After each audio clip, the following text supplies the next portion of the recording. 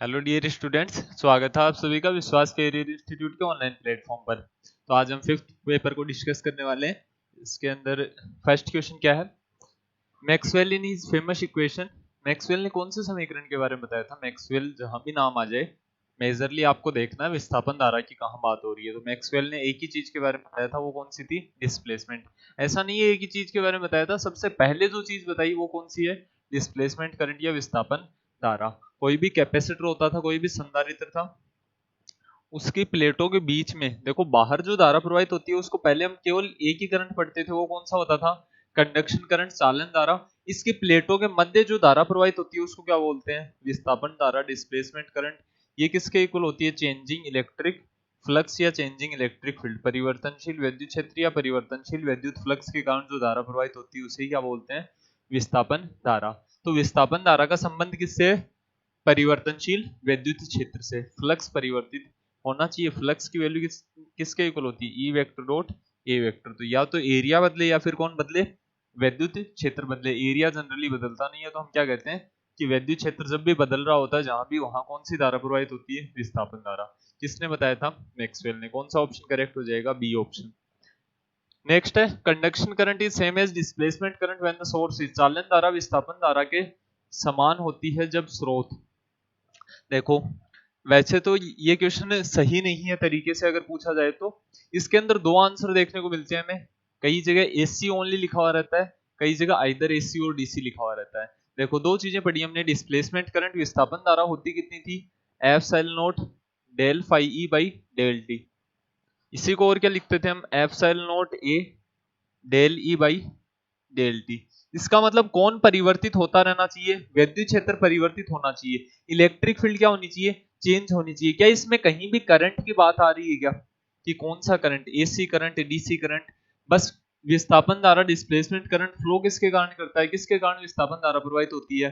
तो एक ही बात कहते हैं हम, परिवर्तनशील विद्युत क्षेत्र के कारण। किसके कारण? Changing electric field. तो इसके अंदर कहीं कोई खास लेना देना है नहीं एसी और डीसी का। तो आपको प्रेफरेंस इस तरीके से देखनी है। अगर दोनों ऑप्शन आ रहे हैं तब तो क्या करना आपको? आइदर एसी और डीसी। अगर केवल यही ऑप्शन है तब आपका सही आंसर क्या होगा? केवल एसी। क्यों होगा सर केवल एसी? केवल एसी इसलिए होगा क्योंकि जो एग्जांपल हम प्रैक्टिकली पढ़ते हैं 12th क्लास में वो ओनली किसका होता है? कैपेसिटर का, संधारित्र का। और कैपेसिटर संधारित्र के बारे में हम बोलते हैं कि कैपेसिटर ओनली किसके ऊपर वर्क करता है? अल्टरनेटिंग करंट, प्रत्यावर्ती धारा पर ही काम करता है संधारित्र। इसलिए संधारित्र का एग्जांपल है, उसके अंदर तो सोर्स हमेशा एसी रहना है, हमेशा एसी रहना। तो यहाँ जो डिस्प्लेसमेंट करंट फ्लो करेगा वो चालन धारा के बराबर होगा। कब? जब स्रोत कैसा हो? प्रत्यावर्ती हो। दिष्ट स्रोत के अंदर कैपेसिटर काम कम करता है, इसलिए हम केवल एसी भी आंसर हो सकता था इसका अगर ये ऑप्शन नहीं आता तो। बात समझ गए? नेक्स्ट देखना। Which one of the following electromagnetic waves is used in medicine to destroy cancer cells? Cancer की कोशिकाओं को नष्ट करने के लिए किसका उपयोग किया जाता है? वैद्युत चुंबकीय तरंगों का ना। कौन सी वैद्युत चुंबकीय तरंगे जिनकी एनर्जी ज्यादा होती है? एनर्जी ज्यादा किसकी होती है? गामा की। अरे गामा के लिए होती है ना सबसे ज्यादा ऊर्जा। दूसरा रेडियो एक्टिविटी में यही तो पढ़ते थे हम। ये क्या होती है? रेडियो एक्टिव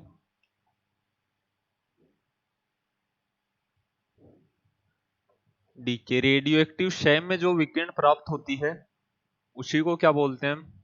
गामा किरणें बोलते हैं ना। तो गामा रेज से किसका उपाय होता है? किसका इलाज किया जाता है? कैंसर का। एक क्रम जरूर याद रखना, आपको याद होगा। Rich man is visiting uncle Xavier garden. ये हमने क्रम पढ़ा था किसका? इलेक्ट्रोमैग्नेटिक का। जैसे जैसे इधर चलते हैं कौन क्या होता है? वेवलेंथ घटती है, फ्रीक्वेंसी बढ़ती है और एनर्जी बढ़ती है। तो सबसे मोस्ट एनर्जेटिक कौन होती है?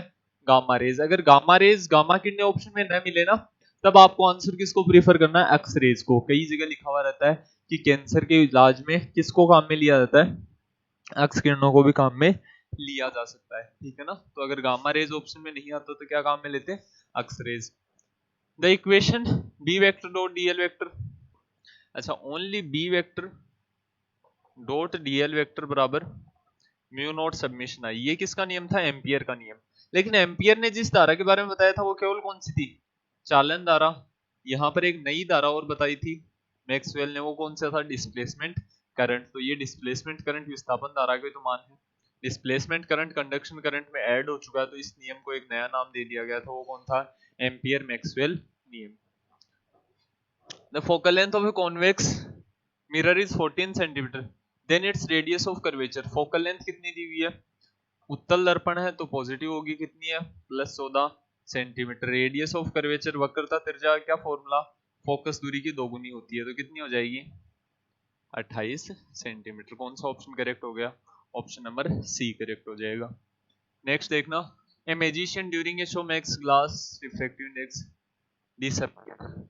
एक जादूगर खेल दिखाते समय पहली चीज तो क्या है? n बराबर 1.47 अपवर्तनांक वाले कांच के लेंस को किसी द्रव्य में भरी खुले बर्तन में डालकर अदृश्य कर देता है। इसका मतलब जो उस बर्तन के अंदर था उस द्रव्य का भी रिफ्रैक्टिव इंडेक्स कितना रहा होगा? 1.47 रहा होगा, वरना वो अदृश्य नहीं हो सकता किसी कंडीशन के अंदर। आइंस्टीन का प्रकाश विद्युत समीकरण क्या है? आइंस्टीन की फोटोइलेक्ट्रिक इक्वेशन क्या थी? यही तो थी, K maximum is equal to E minus phi naught. समीकरण इनमें से देखोगे तो कोई गलत है नहीं, वैसे नहीं है ना? लास्ट वाले समीकरण को छोड़ दो, ये तो इक्वेशन ही नहीं बन रही ना। बाकी इक्वेशंस, थर्ड इक्वेशन भी गलत ही है ना। देखो यहां से देखो, हमें किसकी वैल्यू दे रखी है? H new. इसका मतलब ई दे रखी है ना, ई किसके इक्वल होता है? के मैक्सिमम प्लस फाई नॉट। ई को मैं क्या लिख सकता हूँ? H new. के मैक्सिमम को कितना लिखा जा सकता है? हाफ एम वी मैक्सिमम का होल स्क्वायर बराबर तो नहीं आएगा ना, यहाँ कितना आ जाएगा? Plus phi naught. यही तो वैल्यू आ रही है हमारे पास, एच न्यू बराबर half M V square plus phi naught. कौन सी इक्वेशन करेक्ट होगी? A equation. क्या सेकंड इक्वेशन गलत है? क्या गलत नहीं है, इसकी वैल्यू होती है वर्क फंक्शन, कार्य फलन की। लेकिन ये आइंस्टीन ने नहीं दिया था ना, ये मतलब कंप्लीट आइंस्टीन इक्वेशन नहीं है। The work function of caesium is 13.24 electron volt then the threshold frequency. क्या दे रखा आपको? फाई नॉट दे रखा है। फाई नॉट का फॉर्मूला क्या होता है? H new not. New not की वैल्यू निकालनी, कितनी आ जाएगी? फाई नॉट बाई एच, यही आ जाएगी। या फाई नॉट कितना? 13.24। ये तो किस में? इलेक्ट्रॉन वोल्ट में। जूल में बदलेंगे तो कितना आ जाएगा? 1.6 into 10 to the power -19 upon H की वैल्यू कितनी होती है? 6.6 इंटू 10 टू द पावर -34। ये क्या होती है? Joule into second. और ये किसके अंदर आ गई वैल्यू? जूल के अंदर। जूल से जूल कैंसिल आउट हो जाएगा। इन सब वैल्यूज को जब हम कैंसिल करेंगे, देखो ये कितना है? 10 टू द पावर -19। ये ऊपर जाएगा, कितना हो जाएगा? अरे ये ऊपर गया तो कितना हो गया? +34 -19, तो 10 की घात कितनी बची? +34 -19 +15 बच गई क्या? इनटू ये कितना आ जाएगा? 13 को 1.6 से गुणा करते हैं, फिर 6.6 से 2.3 ये लगभग कितनी वैल्यू आएगी? 3 पॉइंट समथिंग आएगी ना। और 3 पॉइंट कुछ आएगी कि नहीं आएगी? नॉर्मली गुणा करके देख लिया करो ना। इस वैल्यू को अप्रोक्सीमेटली कितना मान लो? 13 मान लो। इसको 2 से गुणा किया, 13 को 2 से गुणा करेंगे तो कितना आ जाएगा? 13 दूनी 26। और इसको लगभग 7 मान लो, 7 दिए 21। तो 3 पॉइंट समथिंग वैल्यू आनी चाहिए इसकी, अप्रोक्सीमेट लगभग मान हम देखें तो। ठीक है ना। बाकी 10 की घात 15 यहाँ दिख रहा है एक, तो एक यहाँ दिख रहा है। ये दोनों ऑप्शन तो वैसे ही क्या हो गए? Cancel out. फिर बचाओ ये ऑप्शन कितना है? 2। ये तो कब आता? 6.6 का दोगुना कितना होता है? 12 13। केवल इतनी वैल्यू होती तब ये आंसर आ सकता था, लेकिन साथ में गुणा में कितना है? 1.6 भी तो है। तो इसका आंसर कौन सा आना चाहिए? 3.2। लगभग अनुमान लगा लिया करो, बाकी मल्टीप्लाई करके देखोगे तो भी आंसर यही आ रहा होगा। ठीक है ना। आइडिया से सोल्व हो जाते हैं ऐसे questions. Radius of nth orbit of hydrogen atom. देखो हाइड्रोजन परमाणु की त्रिज्या बहुत इंपॉर्टेंट है। हाइड्रोजन एटम की जो रेडियस है वो इंपॉर्टेंट है भी, त्रिज्या महत्वपूर्ण है। कैसे निकालते थे हम? और त्रिज्या निकालने का तरीका याद है? हाइड्रोजन परमाणु बोर मॉडल, ये क्या होती थी? इसकी त्रिज्या होती थी ना nth ऑर्बिट की, nवीं कक्षा की। 2 समीकरण थे हमारे पास। पहली चीज तो क्या थी कि जो सेंट्रीपिटल फोर्स है mv²/r, ये किसके इसकी तरह कौन बिहेव करता है? Coulomb force, kZe²/rn²। ये होता था कूलम्ब का बल। सेकंड इक्वेशन जो हमारे पास द्वितीय अभिग्रहित से आती थी, L इसके इक्वल कोणीय संवेग mvr is equal to nh/2π। यहां से जब हम वैल्यूज डिराइव करते थे तो हमारे पास r n nth ऑर्बिट की रेडियस कितनी आती थी? 0.529 n square by Z angstrom, यही आती थी क्या? इन दोनों समीकरणों की सहायता से सोल्व करते थे। केवल दो ही तो वेरिएबल है यहाँ पर, एक आर एन है और एक कौन है? वी एन है। हर ऑर्बिट के अंदर वेग भी अलग अलग होता है और त्रिज्या भी अलग अलग होती है। दो इक्वेशन दो वैल्यूज सोल्व कर सकते थे, ये हमारे पास फाइनल वैल्यू आती थी, ये आपको याद होनी चाहिए। यहाँ क्या पूछ रहा है? किसके समानुपाती होती है? तो किसके डायरेक्टली प्रोपोर्शनल होती है? एन स्क्वायर के। इंपॉर्टेंट है, ध्यान रख लेना इस बात को। The energy equivalent to one atomic mass unit, एक परमाणु द्रव्यमान इकाई। एक एटॉमिक मास यूनिट तो जानते हो ना आप क्या होती है? 1/12 mass of carbon atom C12, ठीक है ना। 1/12वां भाग किससे व्यक्त किया जाता है? 1U या फिर 1 AMU से।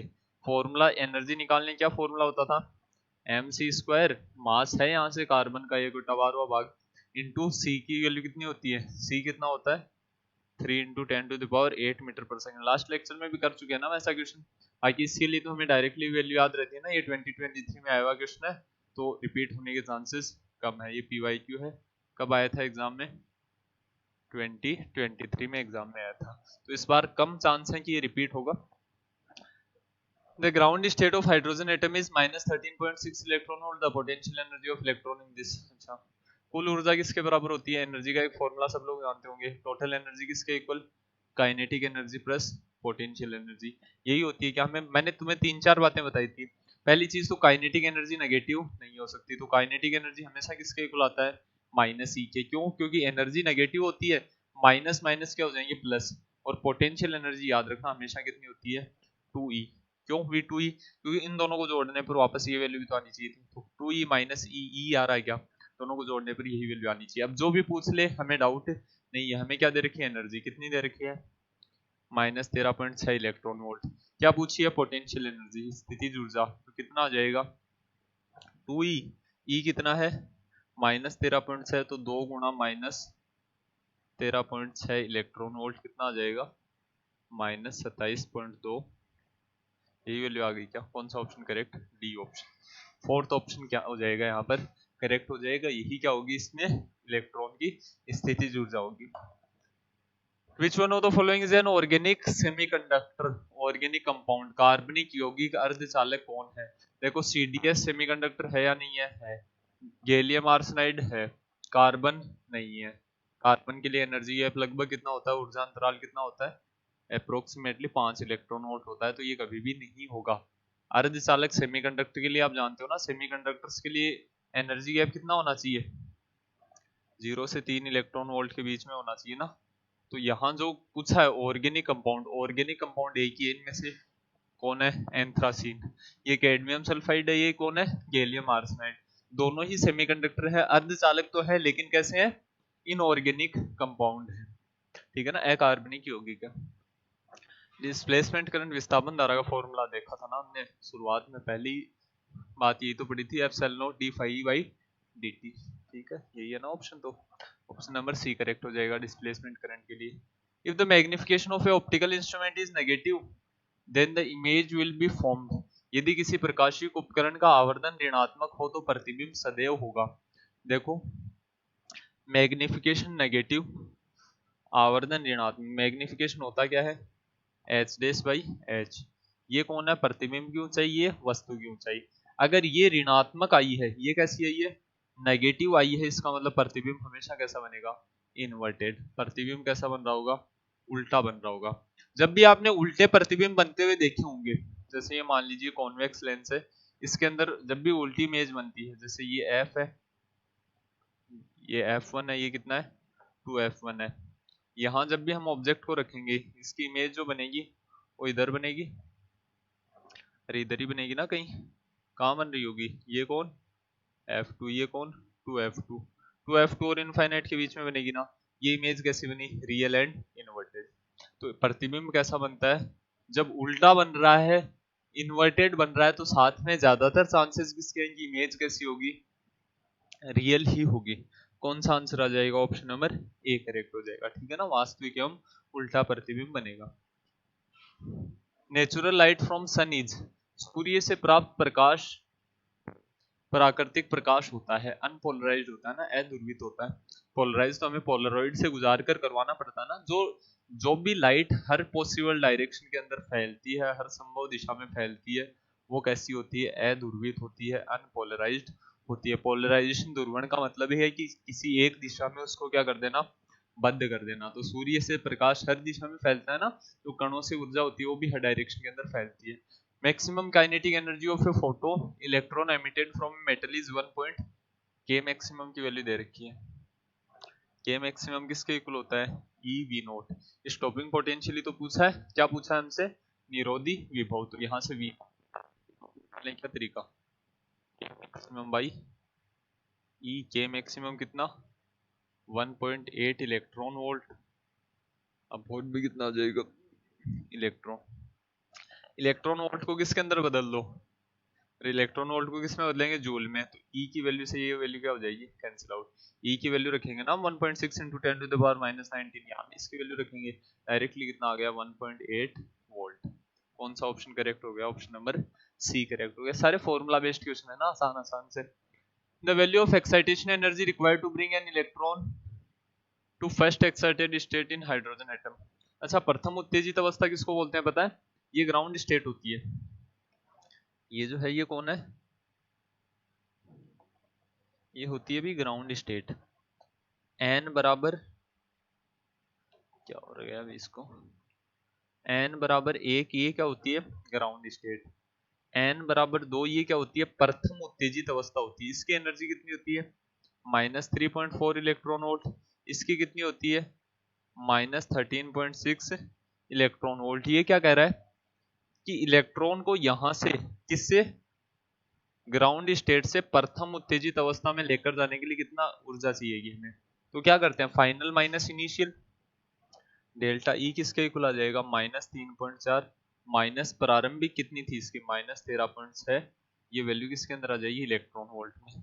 तो ये माइनस माइनस प्लस हो जाएगा। 13.6 में से 3.4 को घटाएंगे, कितना बचेगा? 10.2 इलेक्ट्रॉन वोल्ट। देखो, जब भी ऊपर से नीचे आता है ऊर्जा उत्सर्जित करता है, नीचे से ऊपर लेकर जाते हैं तो क्या करनी पड़ती है? ऊर्जा देनी पड़ती है। कितनी ऊर्जा देनी पड़ेगी? 10.2 electron volt. Those atoms which have same atomic number but different mass number, समस्थानिक बोलते हैं ना। अरे परमाणु क्रमांक समान है, जिनका एटॉमिक नंबर सेम है वो क्या होते हैं? आइसोटोप्स होते हैं। कहा गया? समस्थानिक। समभारी कौन होते हैं? जिनमें मास नंबर द्रव्यमान संख्या बराबर हो। सम न्यूट्रॉनिक कौन होते हैं? जिनमें न्यूट्रॉनों की संख्या बराबर हो, नंबर ऑफ न्यूट्रॉन सेम है। तो momentum of photon having frequency new is, momentum जानते हो ना आप कितना होता है? h/c होता है ना। दो फॉर्मूले देखो हमारे पास, एक तो एनर्जी का क्या फॉर्मूला? E = h/, एक क्या? E = mc²। फोटोन के लिए पूछ रहा है स्पीड कितनी फोटोन की? c। तो यहां से मैं क्या कर सकता हूँ? दोनों वैल्यूज को इक्वल कर दो। mc² किसके इक्वल? h। मोमेंटम निकालना है, मतलब मास इंटू वेलोसिटी। ये c एक इधर डिवाइड में भेज देना, यही आएगा ना। अरे mc² को क्या लिख सकता हूँ मैं? c × c। एक c उधर डिवाइड में चला गया। मोमेंटम संवेग कितना हो गया है? h/c। ये भी कब का आया हुआ क्वेश्चन है? 2023 का PYQ है। चांसेस कम है रिपीट होने के। कुछ बातें जो फोटोन के बारे में और याद होनी चाहिए आपको। फोटोन के बारे में क्या याद होनी चाहिए? रेस्ट मास, स्थिर द्रव्यमान कितना होता है इसका? 0 होता है, और न्यूट्रल होता है। ये क्या होता है? न्यूट्रल। उदासीन होता है भी फोटोन, ठीक है ना। कोई भी चार्ज नहीं होता है। उदासीन का मतलब इसके ऊपर चार्ज कितना होता है? हमेशा 0 होता है। Which of the following element is a donor type impurity? कौन सी दाता शुद्धि है? दाता शुद्धि या डोनर इम्प्योरिटी किसको बोलते हैं? जिसके पास 5 इलेक्ट्रॉन हो, पंच संयोजी अशुद्धि। तो पेंटावेलेंट इम्प्योरिटी कौन सी? यहाँ फॉस्फोरस है ना। अरे दाता शुद्धि बोल रखा ना, donor type impurity. Donor impurity किसके अंदर काम में ली जाती है? दाता शुद्धि किसके अंदर काम में लेते हैं हम? एन टाइप सेमीकंडक्टर में ना, एन प्रकार के अर्धचालकों में। तो एन प्रकार के अर्धचालकों में कैसी अशुद्धियां होती हैं? पंच संयोजी। उन्हीं को क्या बोलते हैं? Donor impurity. तो फॉस्फोरस क्या है? डोनर है ना।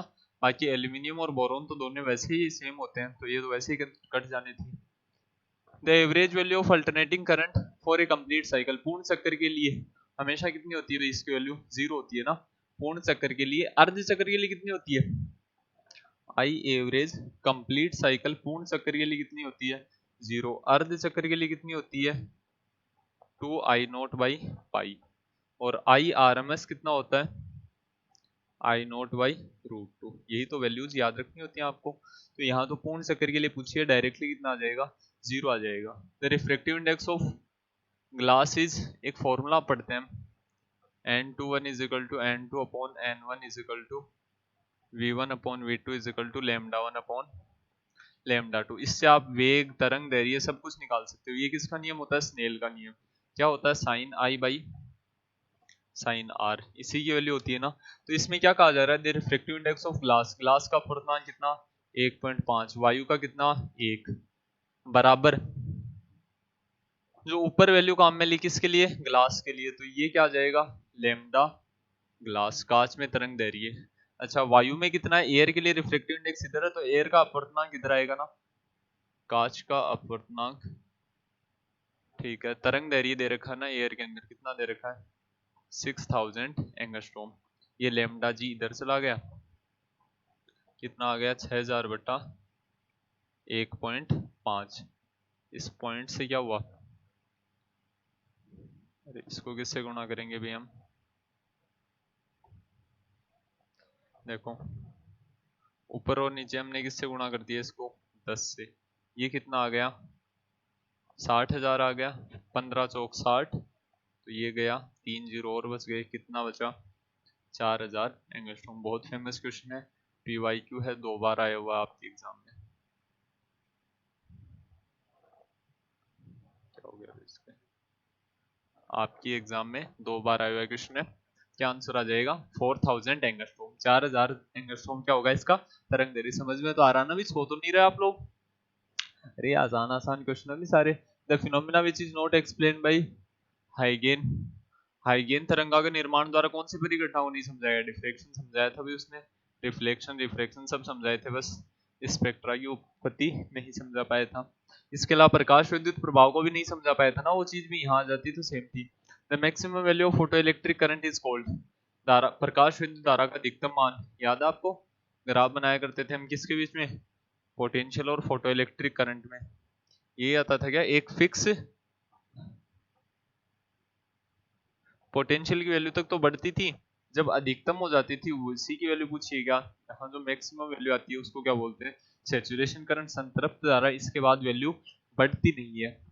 इन photo electric effect stopping potential is depends on, याद करो एक ही फॉर्मूला हमारे पास, K maximum is equal to E minus phi naught is equal to E V naught. यही होता है कि स्टॉपिंग पोटेंशियल। ये पूछ रहा है किस किस के ऊपर निर्भर करता है, एनर्जी किस किस के ऊपर डिपेंड करती है, E is equal to H nu is equal to H C by lambda. अब देख लो इनमें से कौन कौन सी है। ये पूछ रहा है वी नोट किस किस के ऊपर डिपेंड करता है, तो वी नोट फाई नोट भी करता है, और वी नोट किसके ऊपर करता है, एनर्जी के ऊपर भी करता है। फर्स्ट देखो फ्रीक्वेंसी ऑफ इंसिडेंट लाइट, आपतित प्रकाश की आवर्ती बढ़ने से क्या होगी, ऊर्जा बढ़ जाएगी, तो इस पर डिपेंड करेगा भाई। Nature of emitter plate material, देखो जो कार्य फलन होता है वो मटेरियल के ऊपर ही तो डिपेंड करता है, उत्सर्जक पदार्थ की प्रकृति पर भी निर्भर करेगा, क्योंकि वी नोट दोनों पर। इंटेंसिटी ना इस पर नहीं करता, तीव्रता और ऊर्जा का कोई संबंध नहीं होता, इंटेंसिटी और एनर्जी में कोई रिलेशन आपस में एक दूसरे पर डिपेंड ही नहीं करते हैं भाई। से याद रखो कौन सा ऑप्शन करेक्ट हो जाएगा, बोथ हैंड भी, दोनों पर डिपेंड करता है, पहले जो दोनों ऑप्शन है उन पर।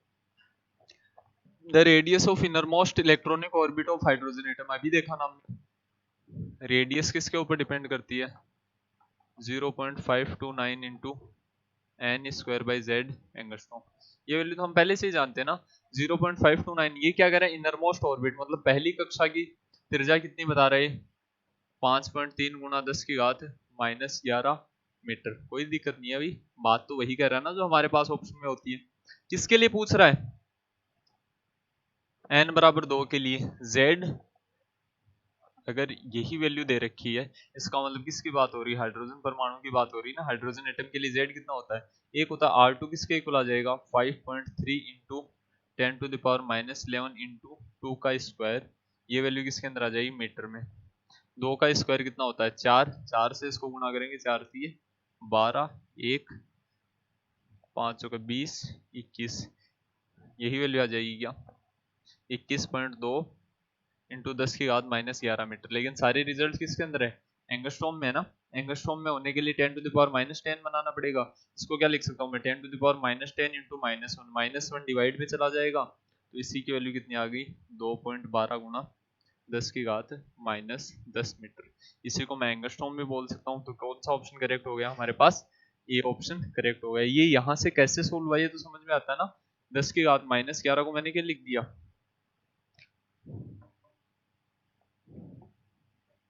10 की घात -11 को मैंने 10 की घात -10 गुणा 10 की घात -1 लिख दिया। इसको क्या लिख सकते थे, 10 की घात -10 बट्टा 10 बट्टा 10 लिखा, तो 21.2 बट्टा 10 कितना आ जाएगा, 2.12 आ जाएगा ना, एक पॉइंट आगे लग जाएगा। यही तो सॉल्यूशन था इसका, आंसर लगा दिया ना अभी मैंने। ठीक है, 2.12 एंगस्ट्रॉम आंसर आ जाएगा। Light energy emitted by star is, तारों में द्वारा जो उत्सर्जित ऊर्जा होती है, प्रकाश ऊर्जा होती है, उसका कारण क्या होता है, नाभिक के संलयन हाइड्रोजन और हीलियम, ये दो चीजें ही तो होती है स्टार्स के अंदर। तो जब भी हल्के नाभिक होते हैं वो हमेशा संलयन ही करते हैं ना, मतलब मिलते हैं वो आपस में। देखो दो प्रक्रिया पढ़ी हमने, फ्यूजन और फिजन, यही पढ़ी है क्या, संलयन और विखंडन। तो यहाँ पर क्या होता है, फ्यूजन ही होता है ना हल्के नाभिकों का। तो ये किसके कारण होता है, फ्यूजन के कारण, ज्वाइनिंग ऑफ न्यूक्लियस, नाभिकों का जुड़ना, नाभिकों का टूटना क्या कहलाता है, न्यूक्लियस का ब्रेकिंग ऑफ न्यूक्लियस क्या कहलाती है, विखंडन ना। तो यहाँ पर विखंडन थोड़ी हो रहा है। Region without free electrons and holes in PN junction, depletion layer, सीधा सा आंसर होता है। हास्य क्षेत्र में कौन होते हैं, आयन होते हैं। इसके अंदर कौन होते हैं, आयंस होते हैं। वो भी कैसे आयंस होते हैं, स्थिर आयन होते हैं, इमोबाइल आयंस होते हैं। तो थर्ड ऑप्शन करेक्ट हो जाएगा। A good conductor of electricity type of bonding that exist, तारा के अच्छे चालकों में मौजूद बंधन किस प्रकार के होते हैं। तारा के अच्छे चालक, इसका मतलब किसकी बात हो रही है, मेटल्स की बात हो रही है ना, धातुओं की। धातुओं में कौन से बंध उपस्थित होते हैं, मेटेलिक धात्विक बंध। एक बात और याद रखना, अर्ध चालकों में पूछ ले तो क्या कहोगे, कोवेलेंट सहसंयोजक बंध उपस्थित होते हैं। क्योंकि अर्ध चालकों के सबसे अच्छे उदाहरण कौन है, सिलिकॉन एंड जर्मेनियम, दोनों ही कैसे होते हैं, कोवेलेंट होते हैं, मतलब शेयरिंग से बॉन्ड बनाते हैं, सहसंयोजन बंध बनाते हैं। The probability of electrons to be found in conduction band of an intrinsic semiconductor of finite temperature, परिमित तापमान पर आंतरिक अर्धचालक के चालन बैंड में इलेक्ट्रॉनों के पाए जाने की संभावना। ये चालन बैंड, ये कौन सा, ये कंडक्शन बैंड, और ये कौन है, वैलेंस बैंड। ये चालन बैंड, ये संयोजकता बैंड, यहाँ इलेक्ट्रॉन उपस्थित होते हैं। ये जो एनर्जी गैप होता है ये कितना होता है, 3 इलेक्ट्रॉन वोल्ट से कम होता है। किसके अंदर, अर्धचालकों के अंदर, नेज अर्धचालकों में, इंट्रिंसिक सेमीकंडक्टर में। जैसे जैसे टेम्परेचर बढ़ाएंगे यहाँ से इलेक्ट्रॉन ज्यादा जाएंगे ना यहाँ पर, तो जो इलेक्ट्रॉन यहाँ जाएंगे वो मुक्त इलेक्ट्रॉन कहलाएंगे। यहाँ किसका निर्माण होता जाएगा, होलों का निर्माण होता जाएगा। टेम्परेचर बढ़ने से, तापमान बढ़ने से किसकी संख्या बढ़ जाती है, मुक्त इलेक्ट्रॉनों की। इसका मतलब चालकता बढ़ जाती है और प्रतिरोधकता घट जाती है। किसके अंदर, सेमीकंडक्टर्स में, अर्धचालकों में।